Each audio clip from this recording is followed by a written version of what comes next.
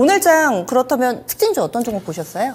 네, 오늘 코스피 종목 중에서 그래서 지수의 하방을 지지했던 것 자체가 자동차 섹터였거든요. 저는 네. 반도체가 되지 않겠나 했었는데 자동차 종목 중에서 오늘 돋보이게 상승이 나온 종목 기아차를 가지고 나왔습니다. 환율이 또 많이 움직였는데 환율이 급등을 한다고 또 피해주만 있는 건 아니더라고요. 또 자동차 스포트라이트를 받았는데 유난히 현대차하고 기아차 갭 차이도 커가지고 이 부분 좀 분석 좀 해주세요. 일단은 그 주가가 올라온 부분 자체는 표면적으로 이제 환율이 중동 사태로 인해 가지고 환율이 좀 급등을 하니까 수출 기업인 대표적인 자동차가 환율 상승 국면 쪽에 수혜주로 부각이 좀 될 거다. 그런 또 전망이지 않습니까? 대부분 우리나라 기업들 수출 기업이기 때문에 자동차뿐만이 아니라 환율 상승에 따라 수혜를 받습니다. 그런데 자동차 같은 경우가 현대차 기준으로 보면 환율이 10원 올라갈 때 1,200억 정도의 영업이익이 증가한다는 전망이고요. 기아차 같은 경우는 800억 정도. 그러니까 오늘 뭐 환율이 약 8원 60전 정도 올랐지 않습니까? 오늘 하루로 본다 한다면 기아차 기준으로 본다 한다면 800억 정도가 환율 상승 국면 쪽에 수혜를 받는다. 네. 현대차는 약 1,200억 정도. 근데 환율 이 부분 자체가 일시적인지 뭐 일시적인 가능성이 크지 않습니까? 만약 지정학적 리스크가 조기에 끝난다 한다면 다시 환율은 좀 떨어져야 되는 것도 환율이 떨어져야지 시장이 올라가지 않습니까? 외국인 수급의 긍정적 반영 부분이기 때문에 그래서 오늘은 이 환율 부분 자체가 단기 이슈지만 환율이 계속적으로 올라간 국면 쪽에서는 자동차 관련 종목들이 아무래도 외국인 수급에 부정적 영향을 미칠 수밖에 없기 때문에 그런 측면에서는 또 부정적이다 그렇게 봐야 될 것 같고요. 오늘은 이제 그런 어떤 부분들이 환율 상승 부분 자체가 긍정적으로 반영이 좀 된 게 아닌가 봐야 될 것 같은데 일단 이제 그 부분보다는 이제 시장 자체가 이제 불확실한 국면에 이제 진입했지 않습니까? 이제 그런 국면 쪽에서는 현재 시장 자체가 이제 미국 기업들도 그렇고 지난주부터 실적 시즌이지 않습니까? 우리나라 기업들은 삼성전자, LG전자, LG에너지솔루션 실적 발표 이후에 지금 뜸먹거리고 있는데 다음 주부터 본격화 시작이 좀 되거든요. 결국은 이제 시장 자체가 어느 정도 지정학적 리스크가 마무리가 한다라면 결국은 실적 시즌으로 넘어가거든요. 그러면 불확실한 국면에서 우리가 믿을 건 자체는 실적밖에 없습니다. 그러면 현재 1분기 실적 기준으로 볼 때 어떤 업종의 실적이 좋냐? 제가 보기엔 딱 업종 두 개밖에 없습니다.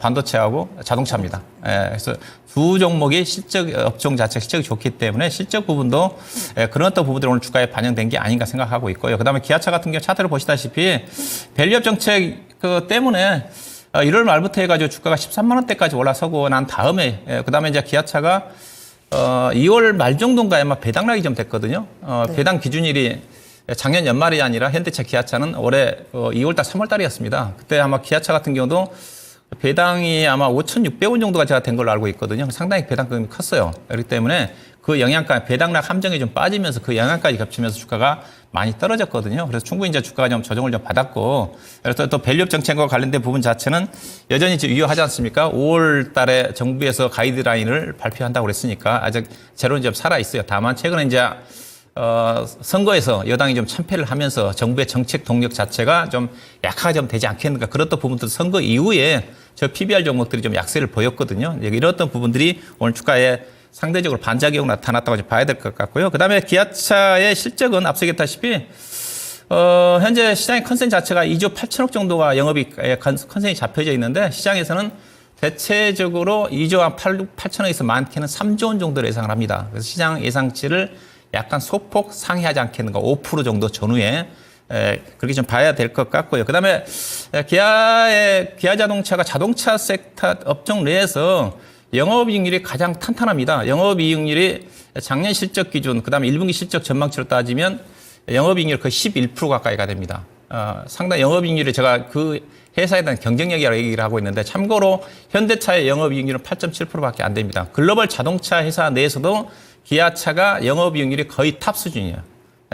이게 영업이익이 높다는 것 자체는 상당히 제품에 경쟁력이 있기 때문에 경쟁 회사들에 비해서 상당히 오랫동안 수익성 자체가 꾸준히 유지가 되고 있다는 그런 측면이거든요. 그다음 ROE 지표 자체도 현대차에 비해서도 상당히 높은 수준이기 때문에 저 밸류업 관련해서 본다 한다 하더라도 PR 기준에서 6배밖에 안 되는 수준이기 때문에 여전히 기아차 주가 자체는 상당히 매력적이다. 그리고 앞서 얘기했던 실적 시즌에 다른 업종들이 실적이 두각을 나타내는 업종들이 없는데 반도체에 의해서 자동차 업종이 실적이 양호한 부분이기 때문에 이런 어떤 부분들도 실적 시즌에 안정적으로 작용하지 않겠는가. 거기다가 지금 불확실한 국인이기 때문에 이 자동차만큼 제가 보기에는 안정적인 주식은 없다고 봐요. 현재 시적 시즌에. 그래서 그런 또 부분들이 주가가 좀 반영된 게 아닌가. 다만 주가가 안정적이라는 것 자체는 또 기대 수익 자체가 크지가 않습니다.